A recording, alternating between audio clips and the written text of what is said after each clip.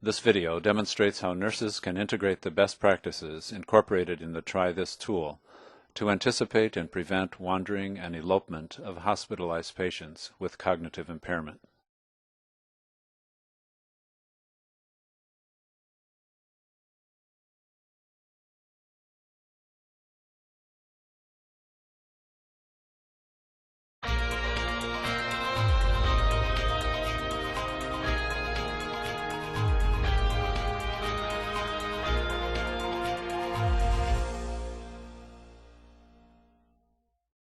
Hi, Mrs. Perdido. I'm Amy. I'll be your nurse today. How are you feeling? My arm hurts. Oh, we're going to put a pillow under to help support it. It might be a little more comfortable. Hi, my name is Kathy. I'm working with Amy. I'm one of the nurses on the unit. And I'm Maria, the nursing student. Do you know where you are? Not exactly. You're in the hospital. You're in Shands Hospital in Gainesville. You broke your arm last night. That's why you have the sling on, and that's why your arm hurts. And you're going to surgery today to help fix it. I'm in the hospital? Yes, ma'am. How did I get here? Your son-in-law brought you into the emergency room after you fell and hurt your arm, and we did an x-ray, and it shows that you have a fracture. We want to make sure that you're comfortable and have everything that you need in the meantime. Hi, Amy. Hi, Peggy. How are you? I'm doing well. How are you? Fine, thank you. Good. I understand you have a new patient, Mrs. Perdido. We were just getting her settled. Good. Mrs. Perdido, that's your name? Yes. That's Okay, my name is Peggy. I'm one of the nurses here. I'm a clinical nurse specialist. And I've come down to talk to the nursing staff and to talk to you about things that we can do to make sure that we keep you safe while you're here in the hospital. Did the nurses tell you you're in the hospital? Yes. Okay. Do you know why you're here? Well, they said I broke my arm. I fell. I see that you have a special armband on. Why is the blue band used? This will let any staff know if Mrs. Perdido were to get up and walk out into the hallway without help, any staff can easily see this and come over and offer her extra help. It was my favorite color. Well, it looks very nice on you. Well, thank you. I'm also going to place this hugs band on her, and what this will do is if she gets close to an exit door, an alarm will sound so the staff will know to help her at the exit door, bring her back to her room, and also the magnets on the door will prevent the door from opening so she won't be able to get out and fall down the stairs or wander off where we can't help her. Mrs. Perdido, one of the reasons that they're doing this, I don't know if you remember this, last night when your son-in-law brought you into the emergency department and you had the x-ray of your arm, you took a little detour and kind of wandered out of the emergency department, and we want to make sure that that doesn't happen again. We need for all the staff to know where you are so that we can keep you safe. That's our major focus. Where was I going? Well, you went down the road a little bit, but we were able to get you back, and we just need to make sure that we know where you are and that we keep you safe and keep that from happening again. I was in the road? Yeah, but not for very long. We were able to get you back safely. I'm going to put your clothes, your belongings, up out of the way so we can use your table for other things. They're my things, right? Right, they're just going in the cabinet. How did you get them? They came up with you from the emergency department and then from the other floor that you were on after you left the emergency department.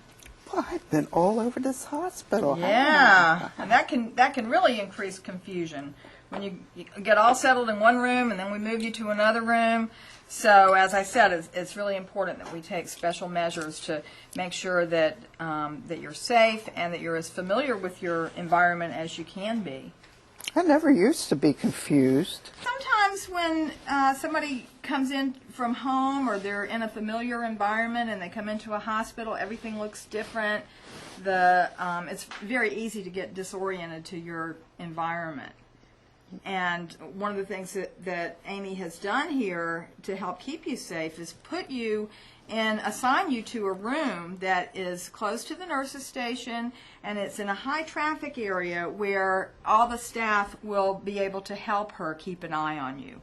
What other kinds of things what did you get in report? Anything else that Well, we have her is significant? We have her in a low bed so that it's easier for her to get in and out, and we're leaving the lower rails down because when people get confused and don't know where they are, they might try to get out even with the rails up, and that could further injure you. Also, I'm going to put up this sign for the bathroom right over here. And this door right here is the bathroom, and we'll help you in there if you need to go to the bathroom at all. And this is, your room number is 6520, and this is the phone number of the hospital here. It's Thursday, May 15th, 2008, and my name is Amy, and I'll be here with you today. The other thing you need to know is this is your call bell. This is the button you press if you need a nurse. If you need any help at all, you press this and we'll come help you. We're going to be checking on you very frequently. Okay, so it sounds like the special armband is on, and the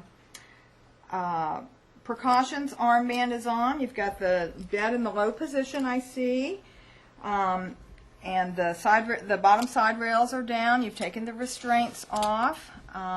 We've showed her the call light. In a private room near the nurse's station. Not near any exits or anything. You've shown her the call light. Amy has put a sign on the bathroom door so that you know where that is. And probably the most important thing is that you use that call light and call the nurses when you want to get up. All right, Mrs. Perdido, again, my name is Peggy. It was very nice talking to you today. I'll be talking with the nurses and touching base with them later on this afternoon, and I'll come back and see you later as well. Amy's going to get you something for pain now to help your arm feel better. Okay? Good. All right. You have a good day, and I'll talk to you later. Well, thank you. All righty. Thank Bye-bye. you. Bye. Do you need to go to the restroom before Maria and I go do something else? We're going to come back and check on you in a little bit. When will you be back? We'll be back in about 20 minutes, unless you need us before that, and then you just push the button right here and call us, and we'll come right back. Okay. I think I'm all right. Okay. All right for right now? All right, we'll all check right. on you in a little bit. Okay. All right.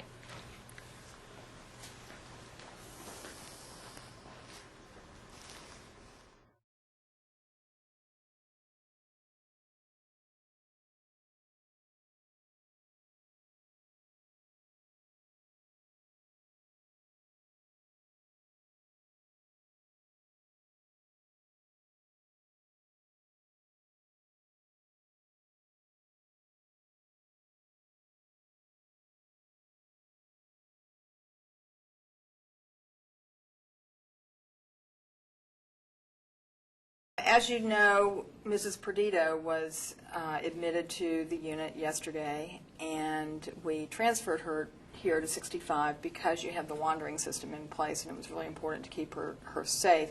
She wandered off from the emergency department when she was unattended last night, and when she was first admitted to the orthopedic unit, it was noted that she was trying to get out of bed and was at risk for that happening again. And some measures were put in place to prevent that from happening. She was transferred to 65. I think you all have done a great job protecting her. And the purpose of what we are gathered here today for is to just review what kinds of things you put in place for her, and to also look at our system and see where we might have gaps that we can address to keep other patients safe and keep this from happening elsewhere. Sound reasonable? Okay. Well, we started with the assessment, and she clearly had confusion issues, and we know that she had a fall history. She seemed a little bit unsteady, so we classified her as a high risk for both wandering and falls.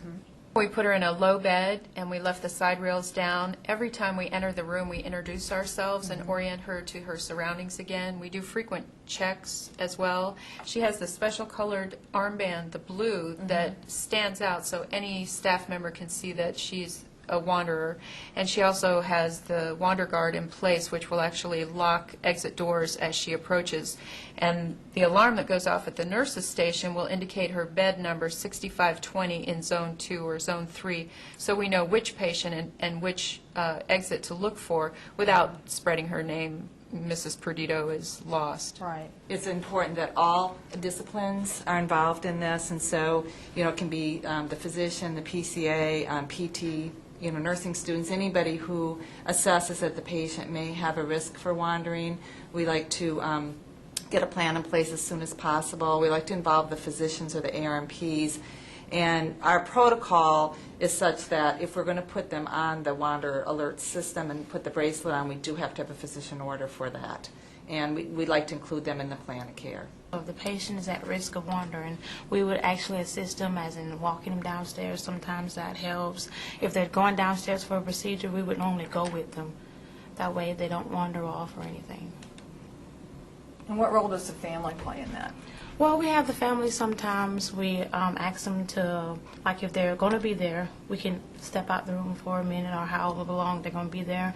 Or we can have them, we can ask them, like, if you're going to leave the patient, let us know. That way we can go back in the room and that the patient is safe and not wandering around. That we know what, we know where they are. Okay. We will also have a bed check that we place up on the sheet, and the patient doesn't know that it's there. And if the patient gets off the bed, it will alarm. And so we'll know the patient is getting up and they need help so they wouldn't fall. If a patient does get out of bed, it not only alarms in the room, but it alarms out at the nursing call, at the nursing desk, and that message is relayed through the phones to the nurses. So there's lots of different mechanisms we use to alert the staff that a patient is getting out of bed. I do want to add that we did, when we looked at putting in the wandering system, that we do assess the patients to decide, do we want them put them on a bed check, or do we want to put them on the wander system, or both? And part of the reason for putting them, and this does not necessarily apply to Ms. Perdido, but for some patients, if they are stable, if they're not at fall risk, and they just need to move around, and that mobility helps them, we put the bracelet on and let them get up and move around in the bed. Move around in the room and on the unit. If we feel like they're at fall risk and wander risk, then we like to use both the bed check and the bracelet. With Mrs. Perdido, was it primarily a risk for wandering away, or was she a fall risk also? She first presented to the hospital because of a fall where she broke her arm, so we obviously know that that's a large issue with her. But she wandered off, and she has several cues of confusion. She could not remember where she was getting confused with the town. She had difficulty identifying what she had just been shown and told. And the fact that she left from the x-ray unit, she was accompanied to the x-ray, and when the technician turned to the desk to check her in, she got up and wandered off. And that's a serious safety risk. I noticed that one of the first interventions that was done on Mrs. Perdido was to remove the restraints that she, I guess, came to your unit on. Was that something that you... how did you process the need to do that? They did that on the other unit because they don't have the wander guard in place, and they were just trying to get through the night. But with the wander guard system in place, it allows us to remove the restraints, and she would feel a lot safer and more comfortable. And if she needed to get up and move around, we can help her with that. But she can't get off the unit and fall down the stairs or go out to the street. I think that's a really important factor. What we find many times is that people that are not familiar with acute delirium or dementia automatically think that the best way to keep the person in bed and keep them safe is to restrain them. So that's one of the things that we've had to look at as a part of our culture in healthcare, and we've had a concerted effort in that direction probably over about the last 10 years. Ruth, I've noticed several times you bring patients out to the nursing station. Could you talk about that? That way we can all watch them as we go on about our daily choices. We can give them towels and washcloths, cards, spend a little quality time with them whenever we can. They can fold the towels and they keep active as much as possible. It keeps them from wandering off. Another thing we want to point out is with the patient's family members, we try to make them feel as much as comfortable as they possibly can, make them feel at home. We show them where the refreshments are, give them blankets, towels if they want to take a shower, because some patients, family members, we have them stay in the room with them and they'll take showers and everything. So we try to bring them, blankets, towels, rags, everything. And most patients we have, they get kind of upset if they can't talk to their family members, so we try to make it frequent as possible for them to call them, talk to them, just see how they're doing. That kind of makes them feel more comfortable.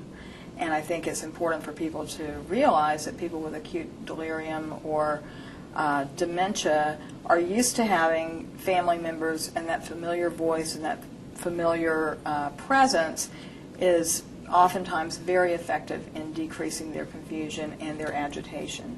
And in so doing, that allows us to use less physical restraints and use less chemical restraints as well. That was one of the issues with her, was that she received Ativan, and I think she received some pain medication that in an elderly person in particular may only increase their confusion. We also placed her clothes in a cabinet that was high up so she wouldn't want to put on her clothes and leave.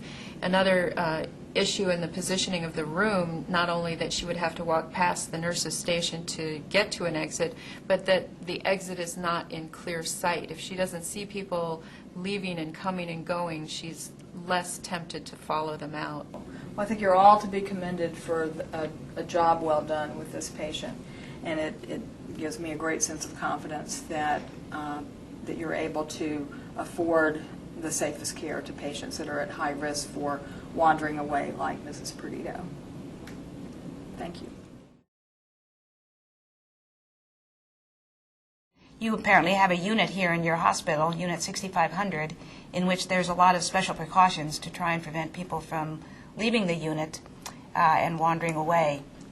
So we wanted to talk a little bit about those precautions and some of the techniques that they were talking about. One was a door that was alarmed, and maybe, Kurt, you could tell us a little bit more about that door and how that door works. Well, we have a patient wandering system that allows us to tag patients and track that they're within a protected area. And this system also can detect the tag as it approaches a portal or a doorway and passes through the doorway and create an alarm. In some cases, those doors can even lock as a tag approaches, but your fire code issues determine whether you can really do that. The alarm does sound, and again, as Kurt said, it is a specific sound, and the nurses know that it's a specific sound. They immediately proceed to the zone or the area where that patient is announced to, and they approach the patient. Typically what they try to do is reorient the patient, because typically the patient is confused. They reorient the patient and get the patient back either to the nurse's station, walk with the patient sometimes, or take the patient back to their room.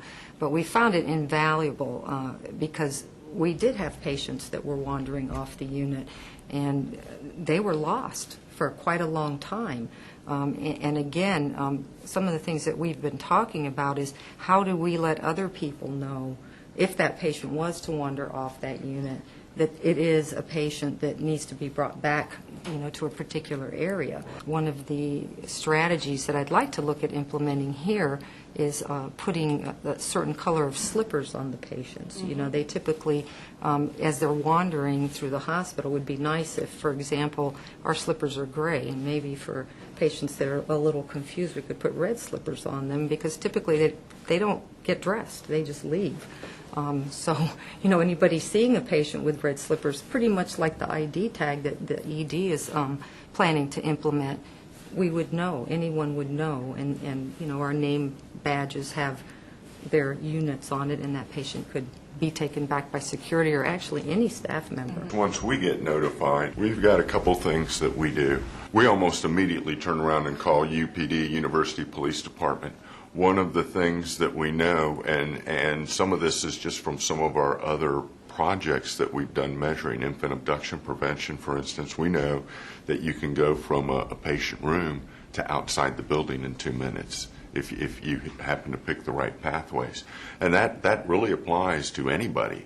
So once we know they're off the unit, they could be in the hospital. They could already be outside the hospital potentially. So it's very important that we get UPD or our law enforcement agencies, if it was one of our other facilities, involved in the search fairly quickly.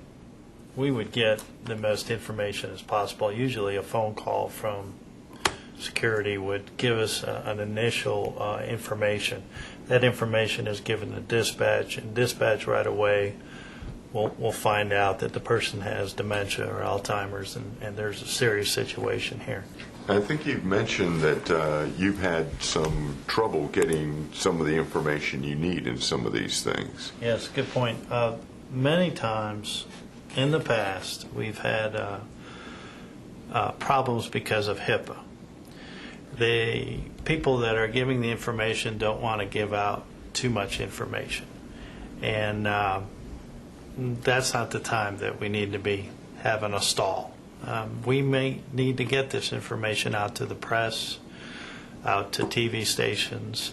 We may need a picture of the person to get that out as soon as possible. This information is necessary for us to do a complete investigation and get this person back as fast as possible. Not only is it a really good idea to have a policy about what to do, but it may be really good to put within the policy what the nurse can release and still be within the confines of HIPAA. I think you have to look in these gray areas at what is the intent. And the intent was not to limit information so that law enforcement couldn't help you find an impaired patient. The staff is kind of, weighing those two things. They don't know if the patient has gone out of the hospital, number one. And I think it's difficult without having policy and without them feeling that they're protected, because we are responsible for their medical information. And so it puts the staff in an untenable situation. So I think I agree with you, having those things in writing so that the hospital and the legal folks from the hospital have supported releasing that information is a good idea. How much information do you release, to the police regarding their health information? Do you just say that the patient has dementia, or do you have to know that they're diabetic? Do you have to know they have heart problems? So there's a lot of information there, and how much do you release and what's okay to release is a big issue for the nursing staff. So I agree. I think that's something that we absolutely should have in our policy. Well, thank you all for coming and having this discussion. I'm sure it's going to really help staff members that are faced with this situation on how to respond not only at the time but also ahead of time to get prepared and get the correct policies written ahead of time and make sure each of the different departments besides nursing is also aware of the help that might be needed in this situation. Well, it's been helpful for us because we definitely will be looking at our policies now and making some of the revisions that we've been talking about here.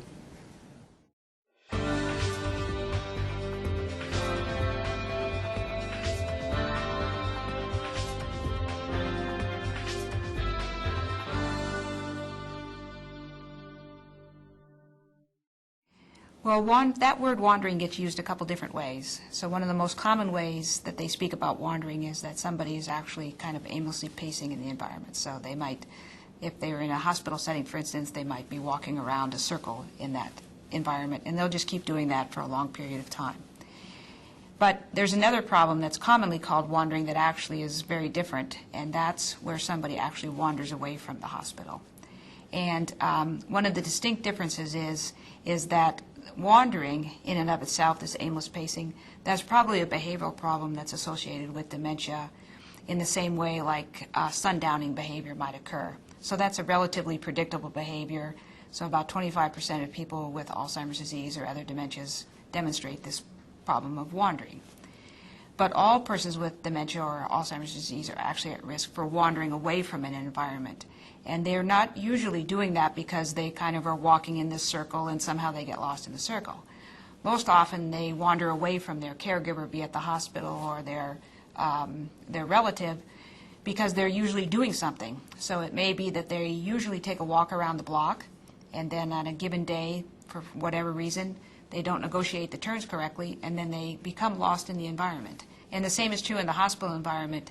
They may be looking for their caregiver, they may be looking for the bathroom, they may be looking for something to eat or drink. And because of the dementia, they don't use a very good strategy to go and get what it is that they need, so they just start walking, and then as a result of that, they may wander away from the hospital, and then they may become lost in the community.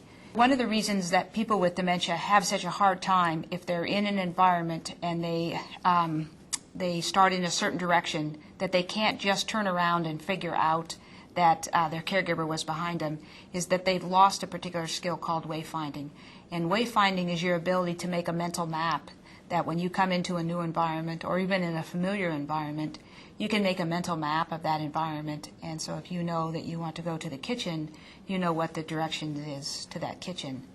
And one of the centers that helps you develop those mental maps is damaged, particularly in Alzheimer's disease. And then this individual now can't find their way even in familiar environments. So again, that's a very important distinction between wandering, which is the kind of this aimless pacing, and wandering away, which is a very unpredictable event, where the individual may just not have the skills to find where it is they want to go, and in the process of looking for that place, they become lost, and then as an added problem is they can't find their way back. The people who are at risk for wandering away from their caregiver, again, be it the hospital setting or their home setting or the nursing home setting, is really everybody with dementia, because wandering away or becoming lost or leaving your care setting doesn't happen because of a specific behavior that you might have, like aimlessly pacing. It happens because in your everyday events, you made some mistake about how to get to some place, and in making that mistake, you find yourself out in the community, or you may find yourself at a place in the hospital where you can't get back to your room from, and then you become lost, and then in your attempts to return, you may just find yourself further lost. The places where it's most likely to occur really have to do with the amount of supervision that's being provided. So when I read the newspaper articles about patients who have left from hospitals, one of the common themes around those is that the patient's been left by themselves. So that it may be, for instance, that the individual is signed into the emergency room and they're waiting to be seen, and they may even be waiting in the waiting room, or they may have been taken down to x-ray and they're waiting in the x-ray in the waiting room down there. They might be waiting, sometimes they'll come to the clinic at your hospital and they're waiting in the waiting room there. And those are common times where that individual can easily get up and walk outside of the hospital and become lost. But also there are times when they leave from the nursing unit too, so they may be fully clothed in only hospital garb, and they leave right out the front door of the hospital, and they'll get found walking down the street or walking in the street, on the sidewalk, etc. So really, once you have a person that has dementia within your facility, you need to think about providing some sort of intensive supervision no matter where it is in the hospital environment. That type of supervision has to do with more than just episodic checks on this individual. So, for instance, it wouldn't be uncommon for you to have a patient and you take them, for instance, to x-ray because they need a diagnostic test, and you have them sit even in the wheelchair in the waiting room, and you give them very good instructions about, the x-ray technologist will be with you shortly, you just need to wait here, and they'll be with you, and then when you're done, they'll bring you back to the unit.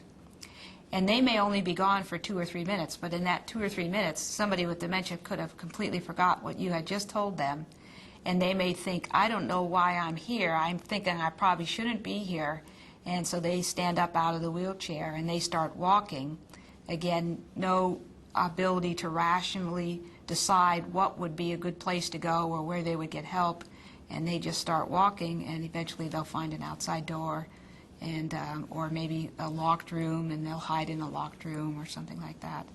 So intensive supervision really has to do with, at any time, somebody should have some sort of eyes on that patient, or that patient should be located in such a way that there's somebody they have to walk by between the time they leave their room and the time that they get out of the nursing unit, for instance. So if their bed is on the opposite side of the nurse's station from the exit door to that unit, then at least if you can't watch them every minute of the day, which is a little bit hard, hopefully you'll see them as they walk by the nurse's station on their way out the door. This tool provides some steps on how to make sure that the patient you're caring for in the hospital doesn't actually get away from the safety of your unit. And the initial piece is to make sure that you've assessed the patient's appropriate. And again, anybody who has a dementia diagnosis or a delirium diagnosis or has acute confusion, any of those individuals may make a judgmental error and actually go off your unit to get something inappropriately, and then not be able to get back to your unit knowing that's where they need to go safely. So the first is adequate assessment, and you want to kind of have a broad net about who belongs under that, and certainly anybody that comes to your unit with a dementia diagnosis belongs in that net. The second is to try and provide that individual with adequate supervision, so that if they do start to walk off the unit, then somebody immediately knows to redirect them back onto the unit. And we talked earlier today, or earlier in this session, about what are some of the appropriate ways to provide supervision and to provide a safety net, and that has to do with, you know, the intensive supervision, trying to involve the family, because the family is really one of the best assets that you have in ensuring that a person with dementia doesn't have any untoward effects of the hospital stay. So they know them the best, they can keep them oriented the best. So the family is a fantastic asset, and whatever you can do to try and assist the family members to remain with their relative who has dementia while they're in the hospital will pay great benefits for everybody involved. And then there may be some security systems that are important. You may be able to have a unit in which you get alerted when the patient leaves the setting. So those would be some maneuvers that you want to add to their usual care to try and prevent them from leaving the unit.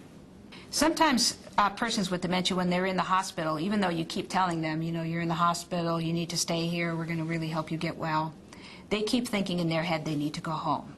And so they're actually, sometimes actually watch out for ways in which they may be able to escape from the hospital.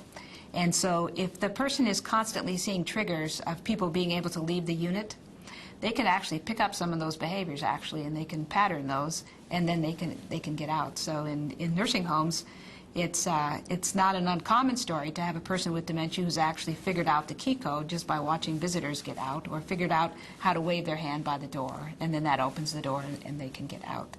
So you want to expose them to as few triggers as you can of how you would go about leaving the unit. So you would want to put them in rooms that were away from the exit doors. And you wouldn't want to give them clues that it might be time to go home, for instance, leaving their clothes out or their shoes out. And again, they won't remember that you said, you know, you're going to be here till tomorrow. They may think, oh, there's my clothes, there's my shoes, I can't remember where I'm at, I'm going to get dressed, and then I'm going to leave. So hiding some of those cues from them, like their clothing and their shoes, putting them in a cabinet in the room where it's not obvious to them, they're not looking at it all the time, may be helpful. And it may be helpful to try and engage that individual in some activities. So it might be that you have an activities coordinator that you can use, or you might put that individual not by the nurse's station. And some of these individuals, for whatever reason, one of the activities I've noticed that they like is folding things. So they can fold washcloths, or they can fold towels, or any other activity that preserves their dignity, but also allows them to remain safely on your unit without being restrained or without being constantly told to go back to your room, or kind of being reminded where they are all the time. So those may be some individual plans. We really want to think about a three-step approach to how you would manage the situation if you discover a patient is missing. So the very first thing that you would like to do is to do what's called a hasty search in the immediate area that that patient was last seen. So for instance, if it was the nursing unit, so somebody was working with that patient and then left, and then the next person that goes to look for that patient's no longer there. So the first thing to do is to do a hasty search of the immediate area. And in this search, you're just trying to see if there might be somewhere in the wrong room, in the wrong bathroom, somewhere else on the unit that you weren't anticipating them. So one way to do this, for instance, would be to kind of have some signal where all of the staff members take whatever areas they've typically been assigned and go into those patient rooms and look in the beds, look in the bathroom, and see if that patient might have gotten into the wrong space. The hasty search should be really short, though, because maybe 5 or 10 minutes, because after that period of during that period of time, that individual could be walking out the front door and getting a good distance from the hospital. So you want to really sound the alert early if you can't find that individual. So after the hasty search, the next thing would be to follow the policy of your hospital about who might be called next. So, for instance, this might be the time to get the security department involved. And so there should be some hospital-level team then that would assist in the search. So hopefully that team, by policy, has a single individual who's going to lead the search. And the very first thing that individual does is get communication from the individuals about how the person might become missing and what kinds of searches have been done. That individual then needs to prescribe certain areas to certain individuals that need to be searched. And you need to make sure that the entire hospital building is searched. Again, basements, roofs, locked buildings, areas under construction, all of these areas, even though you might think, you know, there's not any way a 94-year-old woman might walk into that construction area. Again, because of their dementia, they may not even realize it was a construction area. So you need to be a very prescribed search in ensuring that every square foot of that hospital is examined. And one of the reasons that you have to examine every square foot is because somebody who's lost and has a searcher calling their name will respond to that searcher and say, yeah, here I am, you know, I'm so glad to see you. A person with dementia doesn't know that that person searching for them is a safe person. So sometimes they'll stay secluded or even hide further from those individuals in an attempt to keep themselves safe, even though obviously that was a cognitive misjudgment that they made. So you need to actually visually inspect all of these areas. You can't just open the closet door and call into the closet. So one of the deaths last year in a nursing home was a woman who went into a closet that she thought was her room. The closet was full of stored furniture. She moved the stored furniture forward, crawled behind it, moved the stored furniture back, and the way that that room was searched was that the staff had opened the closet door. They didn't see anybody in it. They called her name. She didn't respond. And then they said, well, that's a cleared area now. And they found her like 5 days later after an intensive search in the community, and she was only feet from where she should have been. Now, again, while you're doing this search, you don't know whether the patient's still within your facility or whether the patient's left your facility. So you must engage the search resources that you have that would search outside your facility, and those will be the law enforcement agencies in your community. And those law enforcement agents are trained that persons with dementia are these endangered or at-risk individuals, and the law enforcement agencies will be able to help you search outside your hospital building for them. One of the most significant challenges would be having adequate manpower to provide the supervision and having adequately education for the nurses to know how to care for a person with dementia. So again, some of the things that you might do to try and keep that person safe are going to make that person agitated about having to be in the hospital. And so that requires fair amount of nursing skill. And if you determine that the best practice for this individual to keep them safe is one-to-one care, where you have somebody with that individual in that room, that obviously is a considerable resource for the hospital. So that would be another challenge. Do you just have the personnel resources to provide that? You also need another challenge maybe is nursing administration aware enough of the issues so that they support the policies that need to be put together in order to keep the patient safe, and then do the resources that those policies require come down to the nursing unit. And the same would be true for security. So I think in the situation that we had here in this film, it was a very rich environment in which we had an entire security department. And in addition to that, we have an entire university police department that works very closely with them. If you're a nurse in a hospital in a community, a small community hospital, you may have one security guard that works in the emergency room, and that may be your whole security force. So in that case, then, You need to make sure that you've worked with nursing administration and hospital administration so that as soon as you feel like you can't find a patient easily, you can call the outside resources in to be able to assist you.